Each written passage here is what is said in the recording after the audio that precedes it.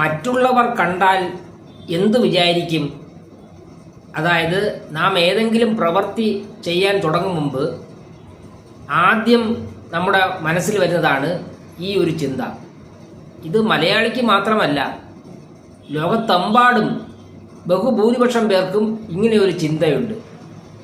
ചില യൂറോപ്യൻ നാടുകളും അതുപോലെ തന്നെ അമേരിക്കയിലെ ചില സ്റ്റേറ്റുകളും ഒക്കെ നമുക്ക് ഒഴിവാക്കിയാൽ ബാക്കി ഈ ഭൂമുഖത്തെ ബഹുഭൂരിപക്ഷം രാജ്യങ്ങളിലെയും ജനങ്ങളുടെ പൊതുവായ ഒരു ചിന്താഗതിയാണ് മറ്റുള്ളവർ എന്തു വിചാരിക്കുമെന്നുള്ളത്.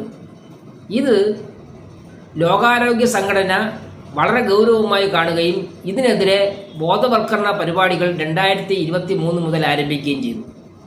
യഥാർത്ഥത്തിൽ ഇതൊരു മാനസിക രോഗാവസ്ഥയിലേക്ക് എത്തുകയാണ്. സാമൂഹിക പുരോഗതിയെ തന്നെ തടയുന്ന അവസ്ഥയിലേക്ക് എത്തുകയാണ്.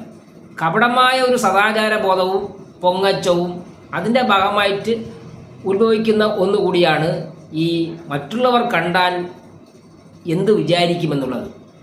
അതുകൊണ്ടാണ് ഇതിനെതിരായ ബോധവൽക്കരണം 2 വർഷമായിട്ട് ലോകാരോഗ്യ സംഘടന നടത്തുന്നത്.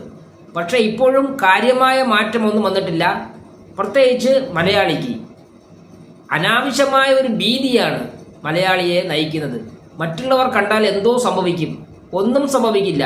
നമുക്ക് ശരിയെന്ന് തോന്നുന്ന കാര്യം നാം ചെയ്യുക, അത്രയേ ഉള്ളൂ.